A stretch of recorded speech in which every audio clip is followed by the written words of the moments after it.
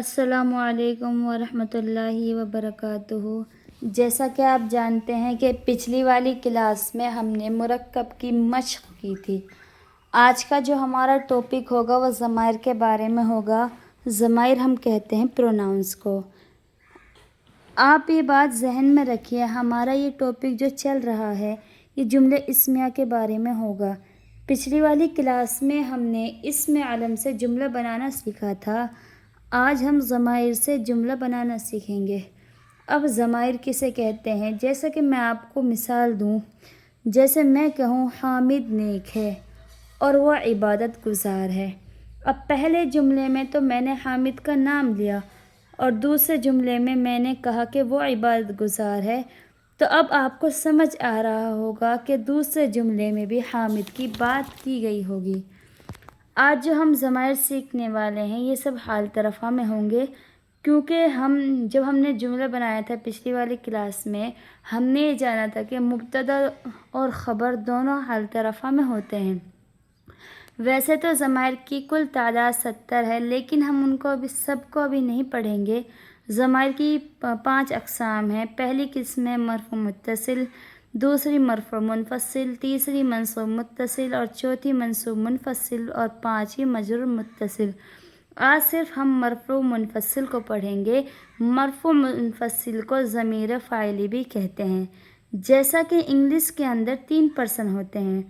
پہلا پرسن جو ہوتا ہے متکلم یعنی بات کرنے والا، اور متکلم میں آپ کو پڑھا رہی ہوں تو میں متکلم ہوں، اور دوسرا پرسن ہوتا ہے مخاطب یعنی حاضر، جس شخص کو مخاطب کر کے بات کی جائے۔ جیسے میں آپ کو پڑھا رہی ہوں اور آپ پڑھ رہے ہیں، آپ سن رہے ہیں، تو آپ مخاطب ہوئے اور میں متکلم۔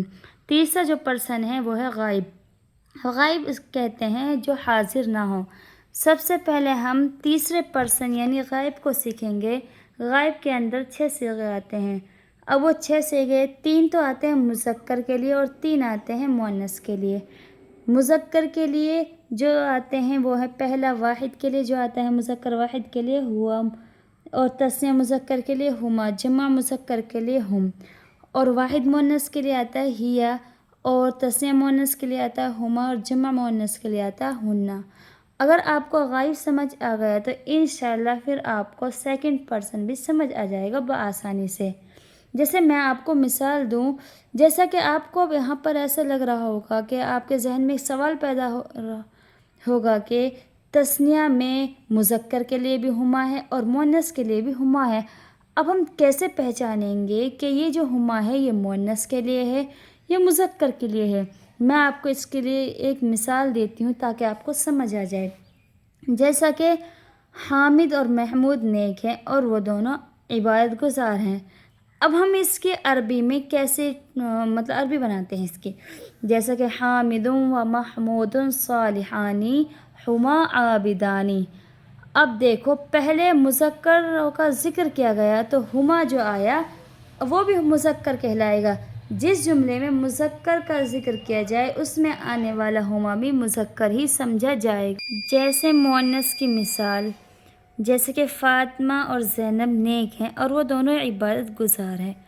اب ہم اس کی عربی بناتے ہیں، جیسے کہ فاطمۃ و زینب صالحتان ہما عابدتان۔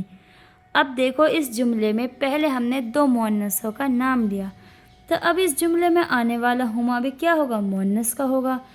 اب ہم ان کی تھوڑی سی مشق کرتے ہیں، جیسا کہ 6 صیغے ہیں جو غائب کے ہیں۔ دیکھو ہوا، ہما، ہم، ہیا، ہما، ہنہ۔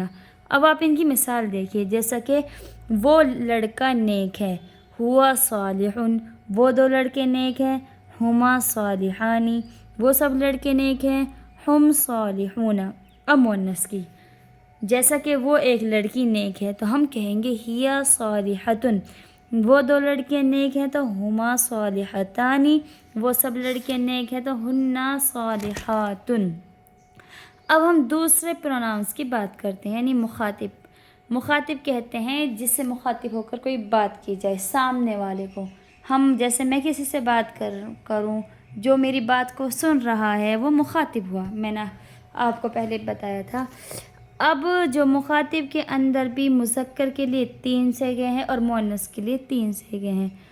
مطلب اب مذکر کی پہلے بات کرتے ہیں. واحد کے لیے آتا ہے، واحد مذکر کے لیے انتا، تسنیہ مذکر کے لیے آتا ہے انتما، اور جمع مذکر کے لیے آتا ہے انتم.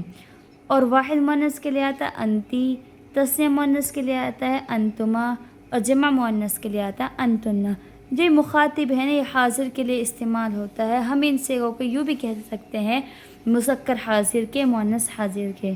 جیسے کہ میں آپ کو مثال دوں، انتا کا مطلب تو، انتما تم دو لڑکے، انتم تم سب لڑکے، انتی تو ایک لڑکی، انتما تم دو لڑکیاں، انتنا تم سب لڑکیاں. جیسے میں آپ کو مثال دوں، تو ایک لڑکا نیک ہے تو ہم کہیں گے انتا صالحن. جیسے کہ تو ایک لڑکی نیک ہے، انتی صالحتن. تم دو لڑکے نیک ہیں تو ہم کہیں گے انتما صالحانی. تم سب لڑکے نیک ہیں تو ہم کہیں گے انتم صالحون. اب جیسے کہ تم دو لڑکیاں نیک ہیں تو انتما صالحتانی. تم سب لڑکیاں نیک ہیں، انتنا صالحاتن. اتنا کلیئر ہو گیا. اب ہم بات کرتے ہیں تیسرے پرسن متکلم کی. متکلم کے لیے صرف دو صیغے آتے ہیں، انا اور نحنو. یہ مذکر کے لیے بھی استعمال ہوتے ہیں اور مؤنث کے لیے بھی. جیسے انا بھی واحد مذکر و مؤنث دونوں کے لیے استعمال ہوگا. ایک کے لیے جیسے میں کہوں، جیسے لڑکی ہے، کوئی کہے انا عالم، لڑکا میں عالم ہوں، تو لڑکی کی کیا کہے گی؟ جیسے وہ عالمہ ہے تو انا عالمتن. یہ جو انا ہے یہ مذکر و مؤنث دونوں کے لیے استعمال ہوگا. جیسے نحنو بھی مذکر و مؤنث دونوں کے لیے استعمال ہوگا. متکلم کے اندر مذکر کے لیے کوئی الگ صیغہ نہیں ہے اور مؤنث کے لیے کوئی الگ نہیں ہے، دونوں کے لیے ایک ہی ہے. جیسے کوئی